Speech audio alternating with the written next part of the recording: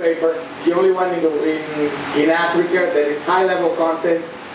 In most places where you come from, I'm not sure whether it's in Zimbabwe. I deal with the likes of the Newsday, the Zimbabwean, Wilf and Trevor, the older, the friends. It took us a while for, within 5 years, to establish a newspaper that is respected in terms of content, but at the same time that bridges this gap of access because it's free. So we do carry the free newspaper in Mozambique. It ended up right now being the biggest newspaper in the country, and we make it a point to be for the masses, what we call the urban poor, or those that cannot have access to it. Basically, the cost was a fundamental barrier. I've seen in Ethiopia where people pay for minutes of reading a newspaper. They rent a newspaper. I've seen models anywhere else. I'm very sad I'm here today. Chose to be here at Parlamento Juvenil. I should have been in Juba, South Sudan, because they all want to know what's this model, how can we push forward this media conference or new media happening there. Why? Because fundamentally the element of change is this access to information. If you have no access to information, if most of our population is kept at dark at things that happen in our society, societies won't change. It will not transform. I was speaking before why and the levels to which we went through to create a newspaper. One was the cost, and this is it. I mean, people have several other choices before they buy and realize the cost and access to information. Here it's equivalent to 8 loaves of bread, 2 beers, 3 Cokes, 1 month of cell phone activation, and so forth. The name, we chose it to be the truth because we believe that the only thing we shouldn't put aside, or we should all commit to, if we want to transform this country and make sure it doesn't get any worse than it is the truth. If there is a serious same level platform that we should have no trouble committing to, it's the truth. Everything else we change and differentiate in terms of opinions and things like that. So that was our fundamental start. We exist for 4 years or 5 years. We've reached close to 600,000 people right now. Our goal is to, by next year elections, reach to at least half the people that can vote. And for you that don't know, in Mozambique we have 9 million possible voters, 3.5 million votes, 2.5 million elected presidents. And this is the status of our governance and democracy level. Why the vote? Because to all of us here, it's simply the element that takes from us our citizenship, our identity. And if we are not informed when we go and make voting choices, then our basic fundamental right of being a citizen is being stolen. And that has been happening throughout the continent as we see it. You talk of Mali right now, you talk of Guinea-Bissau, the worst of the worst that has happened. A few years ago, it was brilliant. I just read today Ghana, 8 million people went to vote.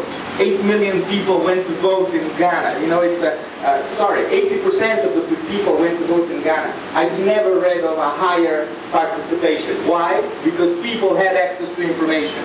People were informed and went to cast their own informed choice out there. When you look at a place like Mozambique, that 35% people go and vote, we are seriously not in a democracy when you look at governance. To finish, like it's been saying, I'll give you a few more staggering facts. In Africa, 4 countries have a right to public information act. And this is a law. This is something that should be fundamental in every single country. We should be able to have the basic information of what happens with our expenditure, with our taxes. I cannot find out how much my president in this country earns, but I know how much Obama earns. How crazy is that? At the end of the day, public information is not public here, because for 8 years it's been sitting in Parliament, the right to public information law. You know, it's been sitting there, not being approved. In places like Kenya, same, for 5 years it's been there. And Kenya is at the forefront of numbers, is at the forefront of making data available, is at the forefront of development and IT. But still, the fundamental basic right that says you have the right to know what happens with your taxes or what happens with the state budget, it's not there. 4 countries, and if I tell you the names of the countries, you'll collapse. Zimbabwe is one of them. I mean, of the Zimbabweans, how many of you know and feel that the right to public information actually gives them rights? Why? Because governments, in one hand, put this right to public information forward, and second, in Zimbabwe, they put in another law of secrecy and confidential information. So they approve and they annul. We are going through these processes all over Africa. So if we don't get it fundamentally right, we will always be stolen of our rights. So it falls upon the media to actually disclose things, to actually put information forward that should be standard. It took us 6 weeks to get access to our state budget and to know how much is the president spending on travels, on fuel, on, you know, helicopters. How much is these open presidencies, and don't we all want to know, you know, how much is going to be spent in a fight against corruption? What if I tell you that for the next year's budget in Mozambique, the Ministry of Agriculture, and this has been the tone of our politicians, agriculture is the fundamental base of our development. The Ministry of Agriculture will have less money than the secret services, you know. The Education Minister will have less money than the Minister of Defense. And you've been here in Mozambique. Look, I mean, look, are we really at a threat level?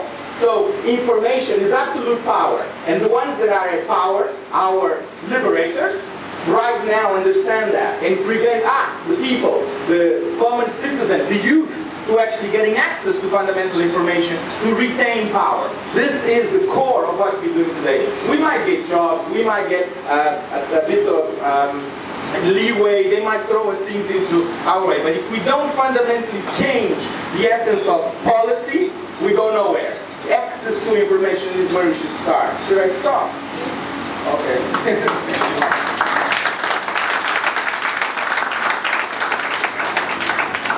Well, ladies and gentlemen, I think we've all heard from